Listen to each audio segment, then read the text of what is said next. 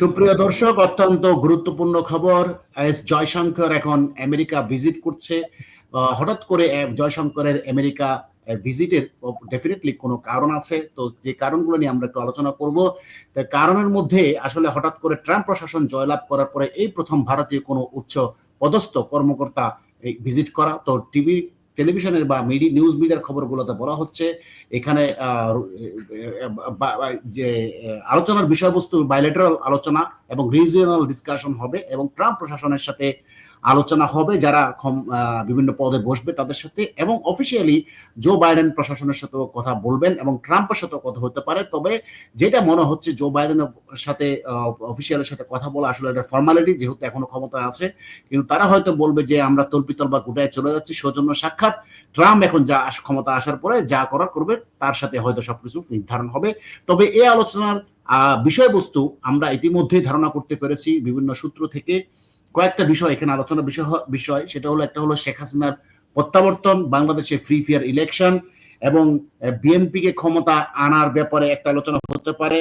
আরেকটা হচ্ছে যে বাংলাদেশ উস্কানিমূলক যে ধরনের বক্তব্য সরকারি পক্ষ থেকে দেওয়া হচ্ছে তার ব্যাপারে ভারতের কি রিয়াকশন থাকবে।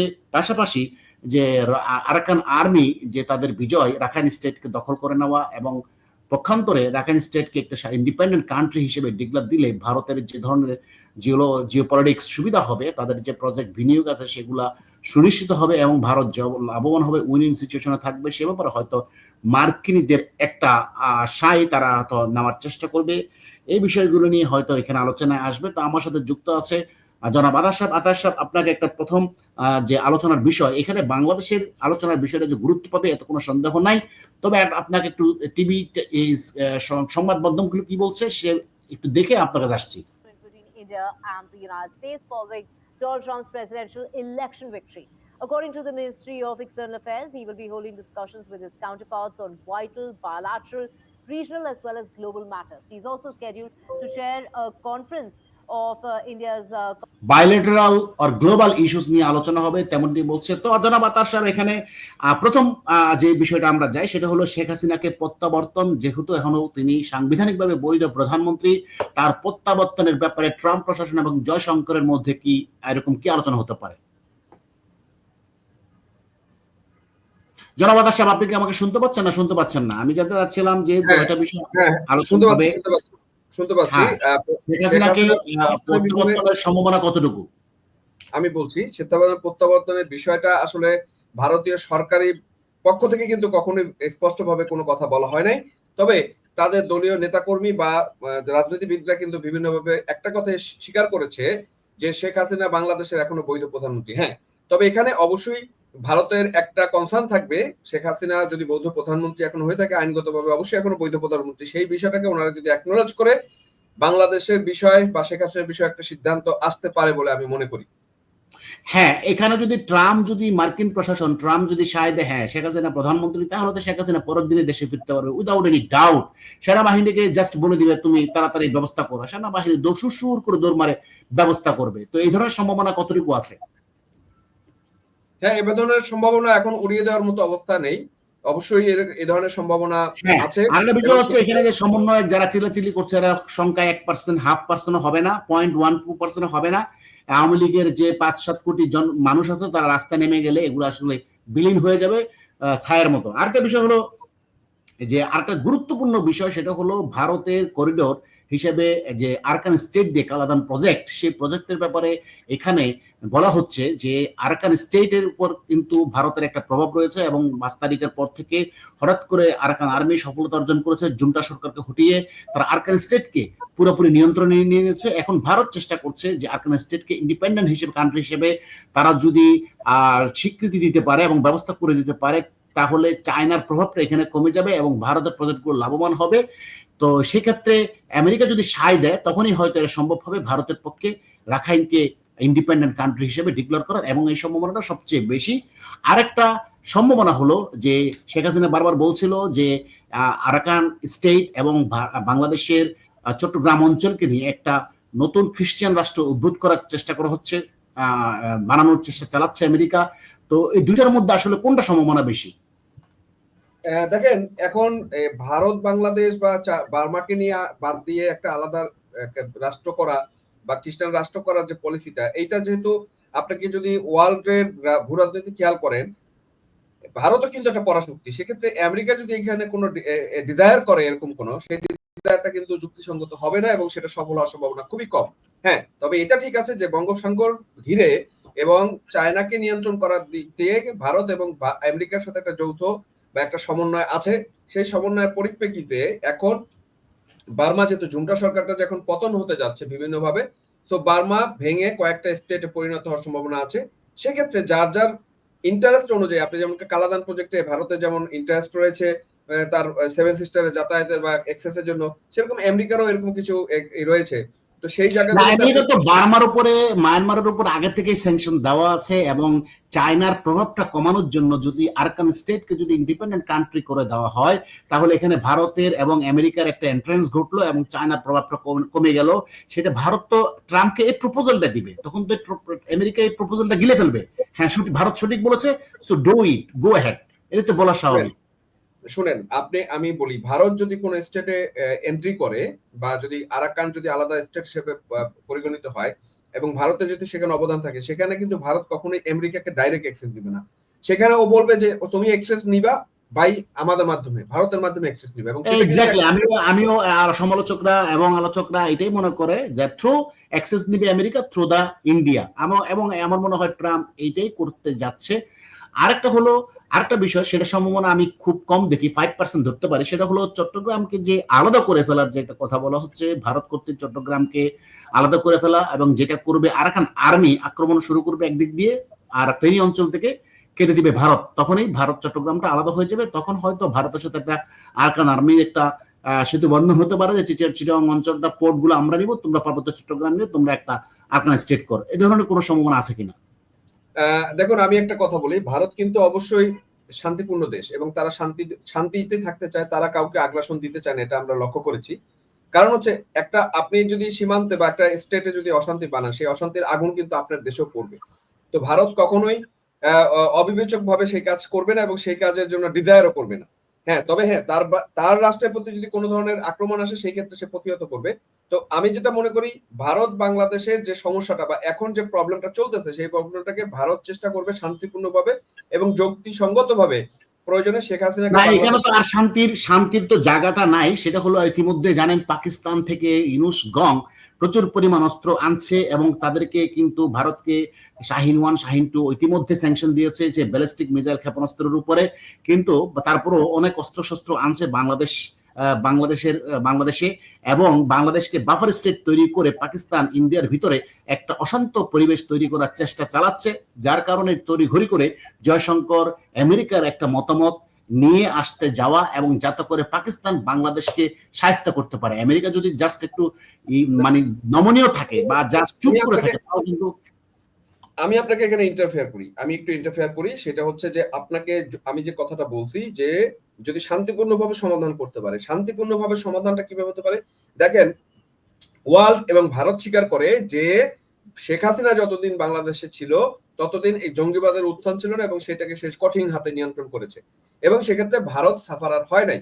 সেম ভাবে শেখ হাসিনাকে যদি ভারত রিস্টোর করাতে পারবে আমেরিকার মাধ্যমে বা রিস্টোর হতে পারে, তাহলে যেটা হলো ভারতের যে টেনশনটা কমে গেল। কারণ ভারত, আমি একটা কথাই বলছি, ভারত কিন্তু চায় না যে অন্য কোনো দেশের উপরে সে হস্তক্ষেপ, এটা কিন্তু সে চায় না। কারণ তার দেশ বড়, তার বড় দেশটাকেই তার সামলাতে অনেক কষ্ট আছে, নতুন করে সে ঝামেলা যেতে চাইবে না, এটাই স্বাভাবিক। তো ফার্স্ট চয়েস হচ্ছে, আপনি যদি টেকনিক্যালি বলেন, শেখ হাসিনাকে রেজিস্টার করা হচ্ছে সবচেয়ে শান্তিপূর্ণ সমাধান।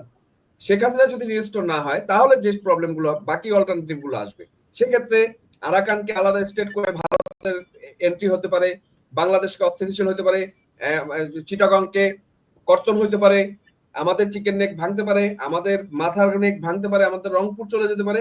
কারণ ভারত যেটা করবে, সেম অ্যাজ রাশিয়ার মতো, তার বাফার জোনকে ঠিক রাখার জন্য তার যা করার সেই করবে, কারণ সে পরাশক্তি। সেটার জন্য এখানে পাকিস্তান ঢুকে কিন্তু ইতিমধ্যে স্লিপার সেল জঙ্গিরা কিন্তু ভারতে প্রচুর পরিমাণ ঢুকে পড়েছে এবং তারা কিন্তু সেখানে জনাকীর্ণ স্থানে বড় বিস্ফোরণ, ইম্প্রোভাইজড এক্সপ্লোসিভ ডিভাইস বিস্ফোরণ ঘটিয়ে মানবিক বিপর্যয় ডেকানোর জন্য চেষ্টা করছে। ভারতের গণমাধ্যম দেখিয়েছে অনেকগুলো জঙ্গিকে তারা ধরেছে।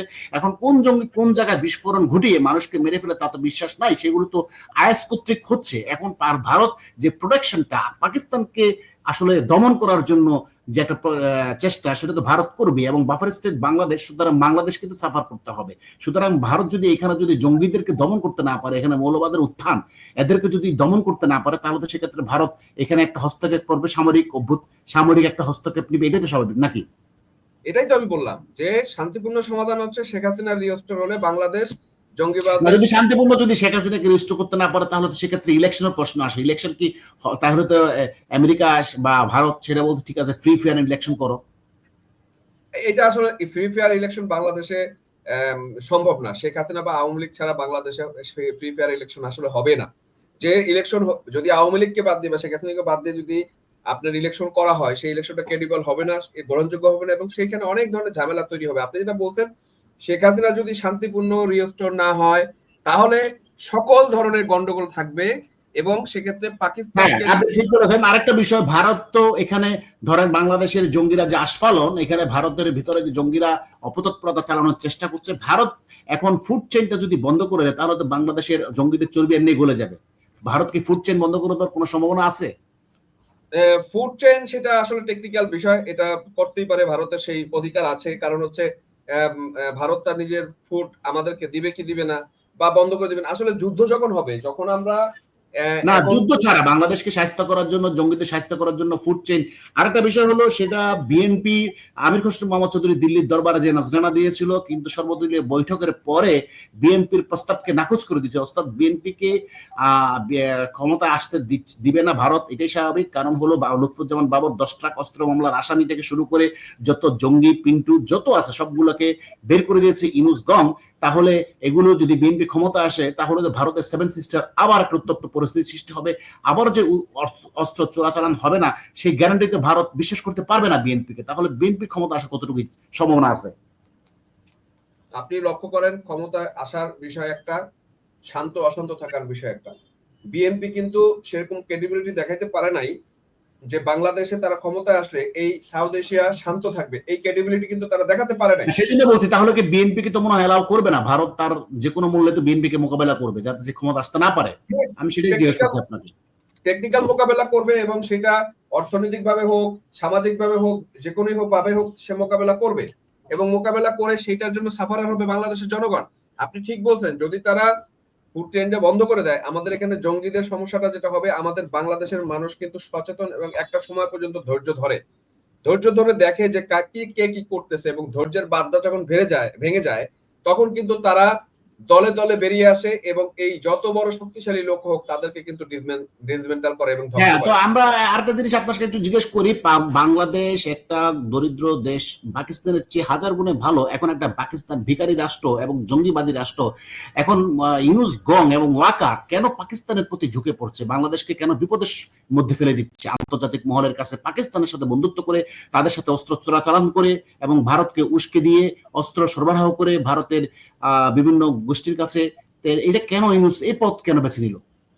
আপনি একটা জিনিস খেয়াল করবেন, পৃথিবীতে যারা মাথা মোটা পাকিস্তানের সাথে বন্ধুত্ব করেছে, তারা গোয়া মারা খেয়েছে। ডাইরেক্ট আমি কথাটা বললাম, পৃথিবীতে যে দেশ পাকিস্তানের সাথে, যেমন আফগানিস্তানের কথা বলেন, একসময় সাপোর্ট দিয়েছে, আজকে আফগানিস্তানের উপরে সে বিমান হামলা করে আফগানিস্তানের একটা শিশুও পাকিস্তানকে ঘৃণা করে, আফগানিস্তানের একটা শিশু পর্যন্ত পাকিস্তানকে ঘৃণা করে পাকিস্তানের তার কৃতকর্মের জন্য। অর্থাৎ আপনি ঠিকই বলেছেন, পাকিস্তানের সাথে যে গেছে সেই ধরা খেয়েছে এবং পাকিস্তানকে তারাই ঘৃণা করে। কিন্তু এখানে মৌলবাদের চরম উত্থান, ইউনুসের পাকিস্তান প্রেম, ওয়াকারের পাকিস্তান প্রেম, তারা যেহেতু একসময় রাজাকার ছিল, সুতরাং পাকিস্তানের প্রতি তাদের প্রেম এই বাংলাদেশকে একটা ধ্বংসস্তূপের দিকে নিয়ে যাচ্ছে। এখন পাকিস্তানের আইএসআই যেভাবে ট্রেনিং দিচ্ছে, ক্যাম্প খুলে ক্যান্টনমেন্টে এই লস্করে তৈবা, তারপর হিজবুত তাহরির নেতাদের, আনসারুল্লাহ বাংলা টিমের যে ভারতে বিস্ফোরক দ্রব্য দিয়ে ঢুকিয়ে দিচ্ছে, সেখানে যদি একটা অঘটন ঘটায়, তাহলে তো বাংলাকে গাজা বানিয়ে ফেলবে ভারত, বাংলাদেশকে গাজায় রূপান্তর করবে নাকি? শুনেন, অবশ্যই। এবং পাকিস্তানের প্ল্যান হচ্ছে বাংলাদেশের মাধ্যমে, এখন স্ট্র্যাটেজি যেটা বলেন, বাংলাদেশের মাধ্যমে জঙ্গিদেরকে সে ভারতে ইন করাবে এবং ভারতকে অস্থিতিশীল করার চেষ্টা করবে। কারণ পাকিস্তান এত বছর ধরে ভারতকে কিন্তু ব্রেকডাউন করতে পারে নাই, সেইটা এখন বাংলাদেশকে নিয়ে তারা করতে চাচ্ছে এবং বাংলাদেশের মাথায় কাঁঠালটা ভেঙে খেতে চাচ্ছে, যাতে বাংলাদেশ আজকে পাকিস্তান থেকে কয়েকশো গুণ এগিয়ে গেছে, কয়েক গুণ এগিয়ে গেছে, সেই বাংলাদেশকে যেন পিছনে নিয়ে যাওয়া যায়, আবার তলাবিহীন ঝুড়িতে পরিণত করা যায়। তার জন্য যত ধরনের মেটিকুলাস প্ল্যান, মাস্টার প্ল্যান এই পাকিস্তান এবং ইউনুস, পাকিস্তানপন্থী ইউনুস, জঙ্গি ইউনুস, এরা কিন্তু এই ব্যবস্থাটা করার চেষ্টা করছে। হ্যাঁ, সেটাই লক্ষ্য করছি যে পাকিস্তানের সাথে হাত মিলিয়ে এই ধরনের অপকর্ম, সন্ত্রাসী কর্মকাণ্ডে এবং পাকিস্তানের থেকে যে অস্ত্র বোঝাই জাহাজগুলো আসছে, সেই অস্ত্রগুলোর কোনো হিসাব নাই, সরাসরি চলে যাচ্ছে জঙ্গিদের হাতে এবং সরাসরি ভারতে ঢুকিয়ে দেওয়া হচ্ছে ভারতকে অস্থিতিশীল করার জন্য। এখন ভারতে যদি কোনো ধরনের কোনো কিছু হয়, বাংলাদেশ গাজায় পরিণত হবে, তো কোনো সন্দেহ নেই। তার মানে আপনি এটা বলতে যাচ্ছেন আসলে ভারতের জয়শঙ্কর যে ভিজিট, সেই ভিজিটে একমাত্রই মানে ভারতের সামনে রাস্তা একটাই, শেখ হাসিনাকে রিস্টোর করা, তাই তো? আর তো কোনো বিকল্প নাই ভারত শান্ত থাকার, কোনো উপায় আছে? যদি শান্তিপূর্ণ এই সাউথ এশিয়া যদি শান্তিপূর্ণ সমাধান চান, তাহলে শেখ হাসিনাকে শান্তিপূর্ণ রিস্টোর করার কোনো বিকল্প এখন নাই। এর অন্যথা হওয়া মানে হচ্ছে এই দক্ষিণ এশিয়া একটা যুদ্ধ অবশ্যম্ভাবী, এবং সেই যুদ্ধ হবে একটা ভয়ঙ্কর যুদ্ধ, এবং বাংলাদেশ পরিণত হবে একটা তলাবিহীন ঝুড়ি, এবং আবার সেই দরিদ্র বাংলাদেশ। আপনারা আরেকটা জিনিস খেয়াল করেন, বাংলাদেশের মানুষ খুবই আবেগপ্রবণ, ঝগড়া করে, প্রতিবেশীর সাথে ঝগড়া করে, মারামারি করে, হাতাহাতি করে, অসভ্য অনেক কিছু বিষয় আছে, কিন্তু 5ই আগস্ট বা জুলাই থেকে যে ধরনের ঘটনা করছে, আপনার যে ধরনের সম্পদ পোড়া, মানুষ যেভাবে মারা হচ্ছে, যে স্টাইলে মানুষকে মারা হচ্ছে, এখনো যেভাবে মানুষকে মারা হচ্ছে, এখনো যেভাবে মেটিকুলাস প্ল্যান করে জাহাজে 7 জনকে মেরে ফেলা হলো, এই আপনার সচিবালয় আবার এইভাবে সচিবালয় বাংলাদেশ জন্মের পরে এরকম ভাবে আগুন কোনোদিন লাগে নাই। তার মানে হচ্ছে কারা আজকে দায়িত্বে আছে?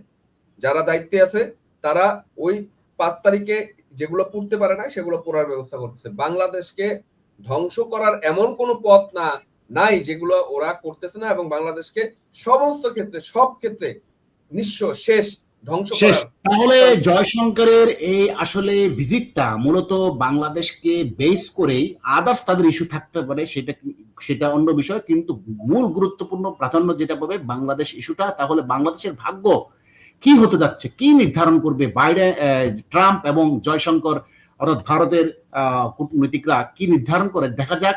তবে এখানে একটা জিনিস বুঝে স্পষ্ট, যদি ফ্রি ফেয়ার ইলেকশনও দেয়, তাহলে যে জনপ্রিয়তা আওয়ামী লীগের, সেটাই মনে হয় আওয়ামী লীগের ক্ষমতা আসবে, সেটা অবশ্য ভারত তার বিবেচনা দিয়ে বুঝে শুনেই তো ব্যবস্থাটা নিবে, এই তো। তার মানে ভারতের একমাত্র জয়শঙ্করের প্রচেষ্টা এটাই, শেখ হাসিনাকে শান্তিপূর্ণ ভাবে রিস্টোর করা, এর কোনো বিকল্প ভারতের সামনে আসলে নাই। ভারত যদি সেফ থাকতে হয় তাহলে শেখ হাসিনাকে রিস্টোর করতে হবে, এটাই ভারতের একমাত্র প্রচেষ্টা আমি মনে করি আর কি। হ্যাঁ, আপনার একটা সিম্পল কথা, প্রতিবেশী, আপনার বাড়ির প্রতিবেশী, 2 বাড়ির প্রতিবেশীর মধ্যে যদি এক প্রতিবেশীর ঘরে আগুন লাগে, তাহলে আরেক প্রতিবেশী কিন্তু আগুন দিতে বাড়াইতে যাবে না, তাহলে কারণ হচ্ছে তার ঘরে কিন্তু আগুন চাইতে পারে। হ্যাঁ, সেটাই ভারত তো কখনো এখানে জঙ্গিবাদের উত্থান হবে, সন্ত্রাস হবে, ভারত কখনোই টলারেট করবে না। যেমন ইসরায়েল টলারেট করছে না কাউকে যে জঙ্গিবাদের উত্থানকে ধ্বংস করে দিচ্ছে, গাজায় রূপান্তর করছে, ভারতও তাই করবে। যদি তার দেশ যদি শান্তিপূর্ণ অবস্থানে থাকতে না দেয় জঙ্গিরা, তাহলে সে ব্যবস্থা করবে, এবং বাংলাদেশের অবস্থা ইউনুস সেদিকেই নিয়ে যাচ্ছে পাকিস্তানের সহযোগিতায়। সুতরাং প্রিয় দর্শক, ইউনুসকে রুখে দাঁড়ান, এই পাকিস্তানি প্রেতাত্মা ওয়াকারুজ্জামানকে রুখে দাঁড়ান, না হলে দেশকে বাঁচাতে পারবেন না। ধন্যবাদ। আশা করি জয়শঙ্কর বাইডেনের সাথে, ট্রাম্পের সাথে মিলে সুন্দর একটা সমাধান করে নিয়ে আসবে, এটাই প্রত্যাশা করি। ধন্যবাদ সবাইকে, ভালো থাকবেন। আগামী